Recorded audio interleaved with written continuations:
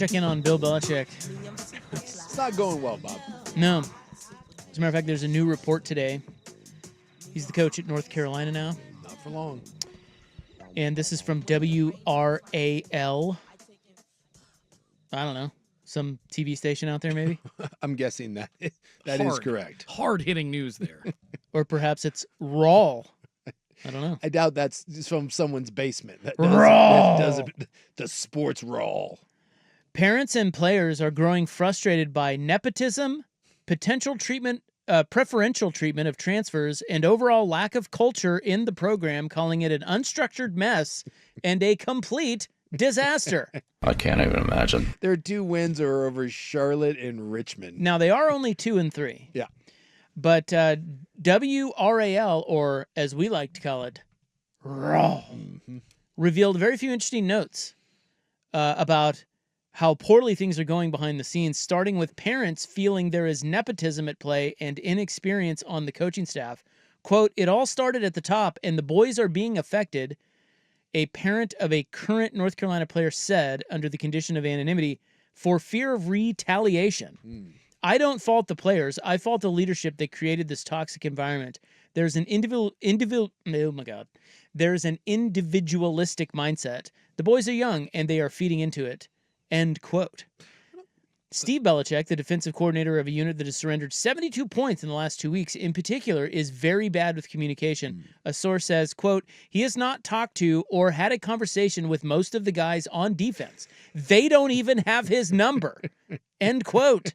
It's going great. That's weird. Yeah, well, They don't even have his number? Well, they're so out of touch.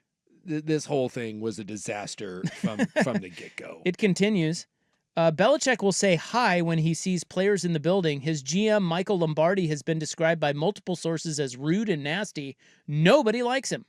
I mean, have you heard his interviews? A source said, who, Lombardi? Yeah, he sounds like a curmudgeon, like, all the time. Well, and there's legendary stories, like Julian Edelman, has stories about how like he would see Bill in the hallways and would be terrified to even speak to him, and that like there was such an icy cold relationship. And that's fine when you're Bill and you've got Super Bowl rings, but that doesn't work with college kids now that have some authority and can go somewhere else. And Lanning said it best. It used to be, we asked Lanning about the difference between now versus when he was coming up, and he said it used to be the players had to adapt to you, and he said it is not that way anymore. You have to adapt to the players. And something tells me that old Bill and his staff and his kids and Jordan Hudson ain't adapted, which is why you're getting that ass beat. Somebody asked on the text line, was anyone expecting North Carolina to be any good? Well, I mean, I don't know about that, but I know that I remember Bartu saying they had some talent. Mm-hmm. And Bartu said that this was a minimum 10-win team. Yeah. When you looked at the talent gap. So just talent. So the fact that they are here. So he's got some players. This is a coaching But also, thing. I mean, it's the greatest coach of all time. Yeah. Like, let's not, I mean, I know it's a joke now, but Bill Belichick knows a thing or two about coaching football. Yeah. It's just, and I think the other thing that helps with maybe how we thought he would do at North Carolina is what Deion did at Colorado. Yeah.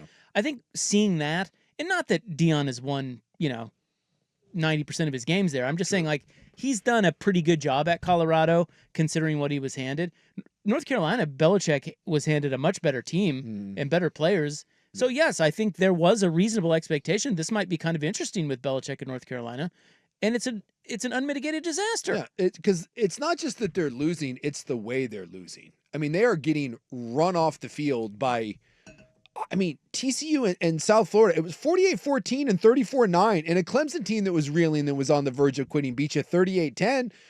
I mean, it's not competitive right now, and it looks like they have no idea what they're doing. There's no discipline. There's no scheme. Someone else, I was reading something where they basically said that the idea is that Bill, how best to put this? Bill refuses to accept that there's differences in the games, and he is expecting these guys to be able to work the way NFL players work. Yeah. And there's not enough meeting time, and the things he's asking them to do. I mean, when you watch some NFL, especially on the defensive side, there are so many complex schemes that are being run, and communication is key. And the good NFL teams are so buttoned up. And if you're not good, they ship your ass out of town. You can't do that in college. You're dealing with 18, 19, 20-year-old kids, and they're saying that a lot of these gaps that are forming and how bad they're defensively is that he's forcing a bunch of kids that are learning how to do basic arithmetic, and they're trying to shove advanced calculus down their throat in limited classroom time, and it's not working. Well, he only knows one way. Yeah. And I think some people gave him, I think to that texter's point, maybe we gave him too much credit to be able to be adaptable. Yeah. He is not adaptable. Now, and I'll say this, I know it's apples to oranges here a little bit because one was the defensive coordinator and this is the head coach, but when Lane Kiffin was at USC, shocking, USC was having defensive problems. And Lane could always score points, and he went and got his dad. He went and got Monty Kiffin, who was one of the great defensive coordinators in NFL history. And he was the defensive coordinator when I was in Tampa Bay. And I'd like to, again, that guy has forgotten more about football than I will ever know. And he got to USC and just was a disaster. There is just... Well, we know these guys. Like, they're just, like, the way they're two different games. The way Belichick won in New England. Yeah. You know, I guess just put it this way. It's not even about the Patriots. It's just the way that league works. Yeah. Your players are professionals. They Yes. are paid a lot of money. They are expected to show up on time. They're expected to keep their bodies in pristine condition. Yeah. And you listen to the coaches and you go out and do your job. Yeah. College is just so much more complex. Yes. Like when building cultures. because these kids are young. They don't really know the things that the pros know. They're not as good. They're not as experienced. And you're the one in charge of bringing that all together. He doesn't have that. Bill never even had that in New England. No. They talked about how he was so icy there with the Patriots, but when you win games, no one cares. Yep. College is just a completely different animal. You have to be the rallier. You have to be the Dan Lanning. And he has none of that. None. I think a lot of people thought perhaps he could adjust, but he hasn't, and that is not a surprise. Like the word individualistic that came up from the parent, that says all you need to know. That's the NFL. He is running this exactly like he ran things in the NFL, and there's no chance. Because in the NFL, everything is an individual thing because, like you said, if you're not a professional, cool. You're gone. He'll cut your ass, and he did. He did that multiple times. All the time. If you don't buy into what he wants from you, you're out of there. And it just doesn't work. It is really about culture building, and he's busy being spiteful to the Patriots. You know, like some of the reports that are coming out of there that appear to be true, like no one from North Carolina is allowed to tweet about Drake May. Like Drake May had that was a signature win. Big win over the Bills. No one from North Carolina is allowed to tweet about Drake May because Bill has a rub with the Patriots. The Patriots are not allowed on campus to scout any of his players. He's like in the middle of this disaster of a season, he's still trying to pick petty fights with the Patriots. And then all the Jordan Hudson crap. He will not, Bill will not be back next year, and it wouldn't shock me if he doesn't make it through the season. Is he done? You think he's done before Christmas? By the way, I'll get it to you next. But remember yesterday we were talking about I have the odds on the next coach fired. Yeah. I have those. We haven't gotten to those yet. I'll get to those in the next segment. Is Bill high? Bill is not high on that list, and I'm saying right now, I'll give you the numbers when we come back. Bill might be a pretty good little bet. Yeah. And by the way, his buyout is like nothing. I mean, it's 10 million.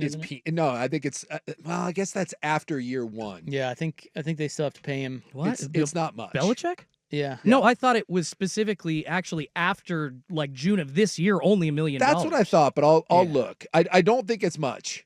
Like he will not be back. He may be the next to and go. It wouldn't shock me. I'll tell you this: Dion and him, both of them will not be the coaches next year at Colorado and North Carolina. Yeah, we had Dion news today as well.